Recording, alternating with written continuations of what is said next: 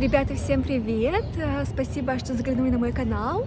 В этом видео я бы хотела поделиться с вами плюсами и минусами Нидерландов и жизни в Амстердаме. Мне есть с чем сравнивать. Я жила в Австралии, в городе Мельбурн, в Японии, в городе Токио, в Сан-Франциско в Америке, жила в Лондоне, Великобритания и в Киеве, Украина. Это видео имеет характер развлекательного видео, так что если вы с чем-то не согласны, обязательно пишите в комментариях, и мы с вами это обсудим.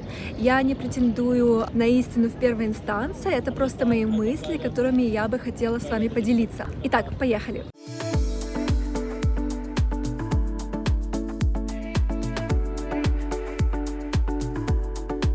Одним из минусов жизни в Амстердаме я считаю то, что практически всегда вы будете жить в старинном доме. Это же плюс, скажете вы, очень красиво, высокие потолки, красивые окна большие, выходящие на красивые улицы. Да, это так, но эти все старые дома были построены давным-давно, и внутри практически все стены, полы, лестницы сделаны из дерева. И, конечно же, когда кто-то ходит по их квартире на этаже сверху, вам все слышно. Кроме того, когда открывают, закрывают окна, открывают, закрывают двери, даже в соседних домах, это все слышно. А когда это делает ваш сосед, то просто вся квартира, и мне кажется, весь дом даже начинает содрогаться. Это, конечно же, очень забавно, и это такой большой минус, который, в принципе, отвлекает. Мне кажется, если бы вы жили здесь всю жизнь, вы бы привыкли, но мне лично пока непривычно. Следующий минус — это шум, когда вы открываете окно. И что самое интересное, конечно же, здесь большинство окон современные, европейские, с шумоизоляцией, но как только вы открываете окно, весь шум, который происходит на улице, получается у вас дома. Это велосипеды, да, они не такие шумные, но иногда, когда их паркуют, используют цепи для безопасности, и получается очень шумно. Улочки в Амстердаме довольно-таки узкие, и поэтому получается много эко. Здесь также довольно-таки много мотоциклов, и они гоняют постоянно. Я не знаю, это доставка еды, либо просто люди ездят по своим делам, но мотоциклов полно.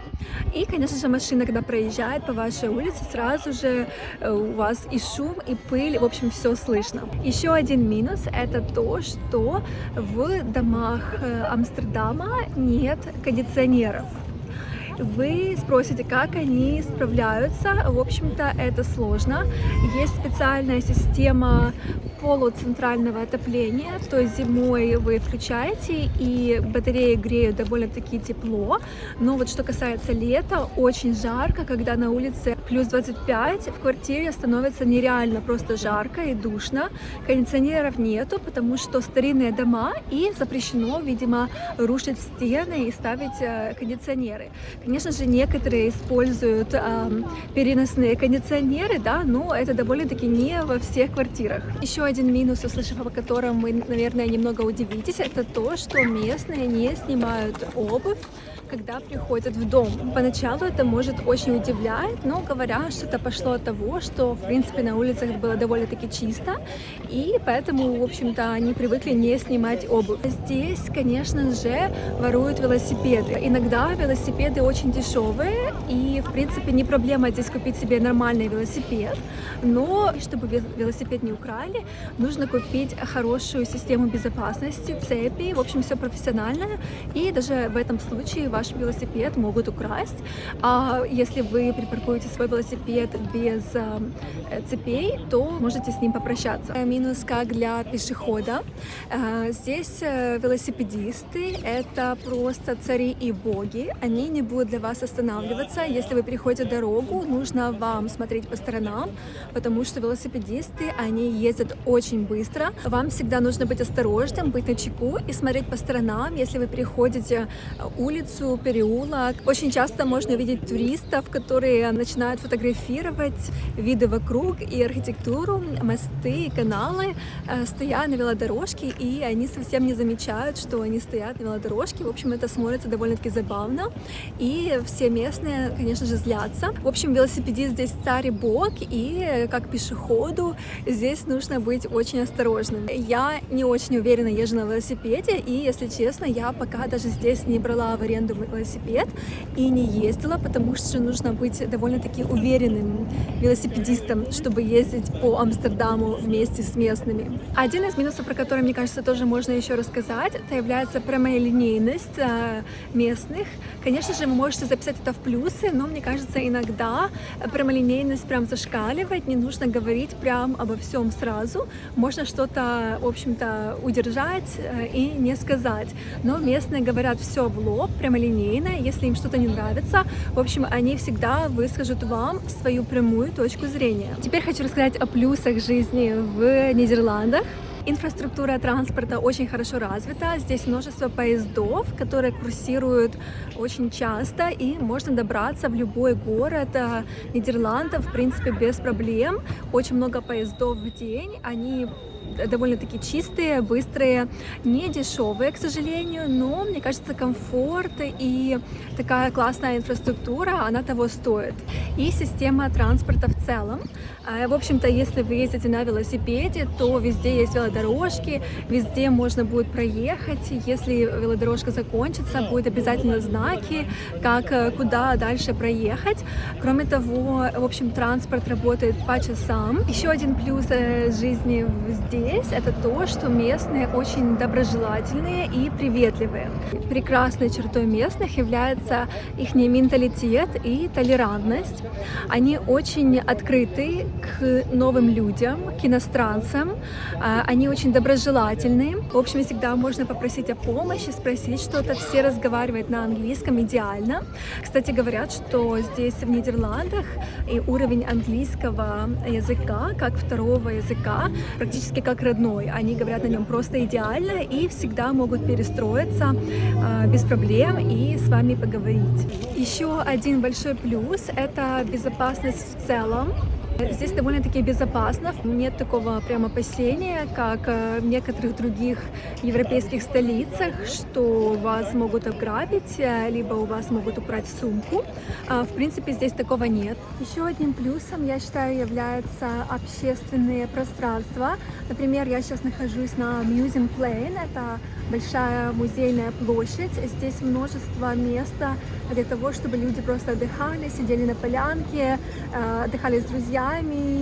В общем-то, много очень общественных пространств. В большинстве своем они очень чистые, люди очень спокойные, да, то есть как-то нормально проводят время.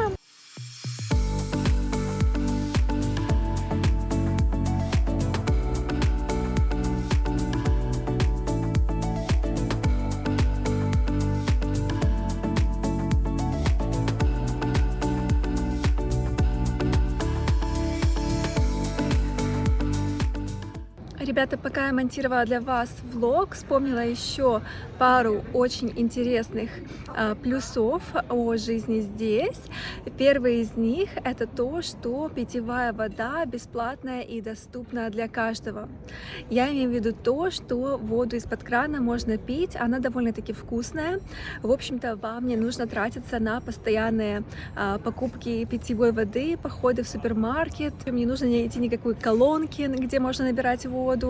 Вода у вас дома из-под крана 24 часа в сутки. Плюс номер два — это, конечно же, европейский климат.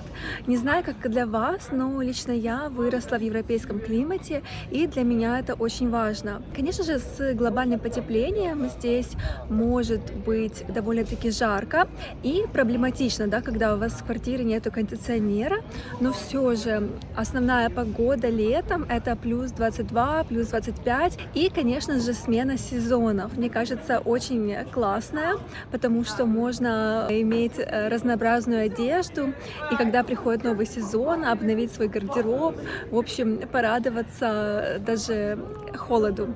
Ребята, хочу поделиться с вами несколькими интересными фактами, о которых я даже не знала раньше сама, пока не начала жить здесь, в Нидерландах. Первый интересный факт — это то, что, как вы слышали, часто и я, и все остальные люди употребляют слова Нидерланды и Голландия. Чем отличается Голландия от Нидерландов? Давайте разбираться. Если честно, пока я здесь не пожила, я конкретно никогда не занималась этим вопросом, чтобы разобраться, но наконец-то разобралась и хочу поделиться с вами.